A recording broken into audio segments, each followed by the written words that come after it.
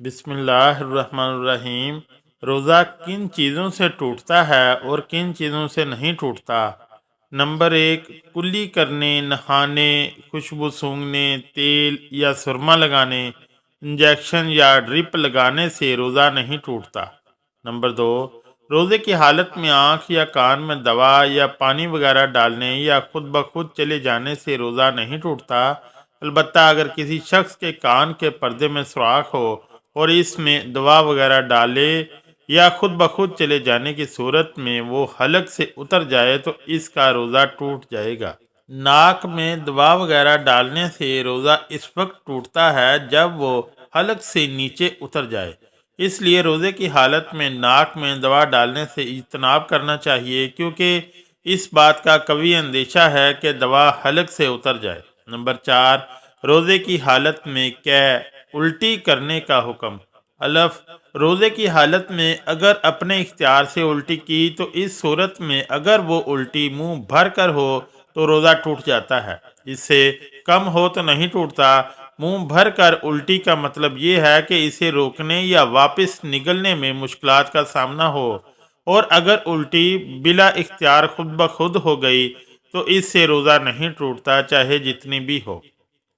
الٹی کو اپنے اختیار سے واپس پیٹ میں داخل کر دیا تو اس سے روزہ ٹوٹ جاتا ہے، البتہ اگر بلا اختیار خود بخود پیٹ میں واپس چلی جائے تو اس سے روزہ نہیں ٹوٹتا، جتنی بھی ہو۔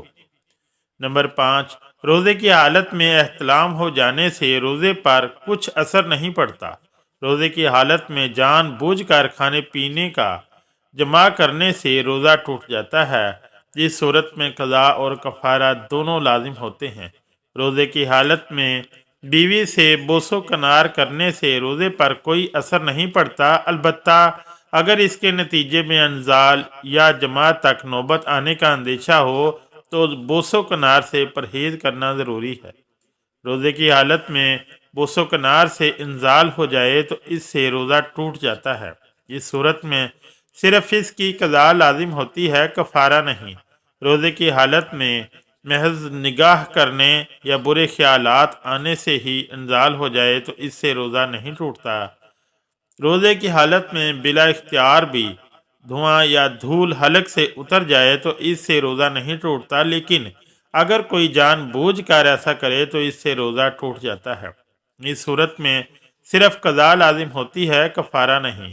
نمبر 12، روزے کی حالت میں مسواک کرنا درست ہے، چاہے خشک ہو یا تر، البتہ ٹوتھ پیسٹ کرنا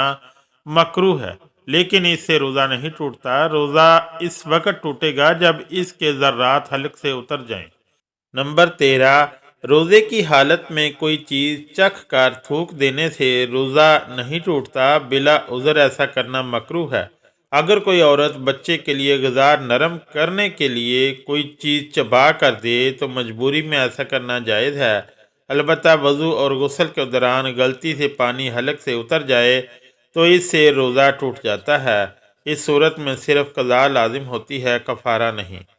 روزے کی حالت میں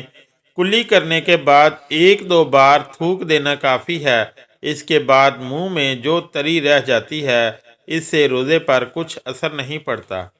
کسی شخص نے غلطی سے صبح صادق طلوع ہو جانے کے بعد سحری کر لی، اس خیال سے کہ ابھی بھی سحری کا وقت باقی ہے، تو ایسے شخص دوسروں کی طرح کچھ کھائے پیے گا نہیں، اور اس کے ذمے اس روزے کی قضا لازم ہے، کفارہ نہیں۔ کوئی شخص روزے کی حالت میں تھا اور اس کو کوئی ایسا شدید مرض یا عذر لاحق ہو گیا جس کی وجہ سے روزہ برقرار رکھنا اس کے لیے نقصان دہ ہو گیا، تو وہ روزہ توڑ سکتا ہے، اس کے ذمے اس روزے کی قضا لازم ہے، کفارہ نہیں۔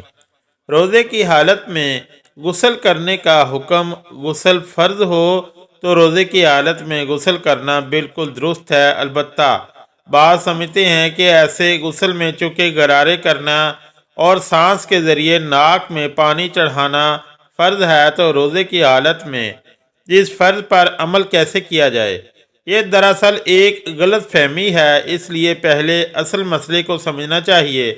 مسئلہ یہ ہے کہ ایسے غسل میں کلی کرنا اور ناک میں پانی ڈالنا تو فرض ہے، البتہ غرارے کرنا اور ناک میں پانی سانس کے ذریعے اوپر تک چڑھانا فرض نہیں، بلکہ یہ ان کے لیے سنت کے درجے میں ہے۔ جو روزہ دار نہ ہو اور جو روزے دار ہو، اس کے لیے ایسے غسل میں غرارے کرنے اور ناک میں پانی چڑھانے کا حکم نہیں، بلکہ روزے دار شخص کے لیے اصل حکم یہ ہے کہ وہ اچھی طرح کلی کرے اور اچھی طرح ناک میں پانی ڈالے، تو یہی کافی ہے، اس سے فرض ادا ہو جاتا ہے۔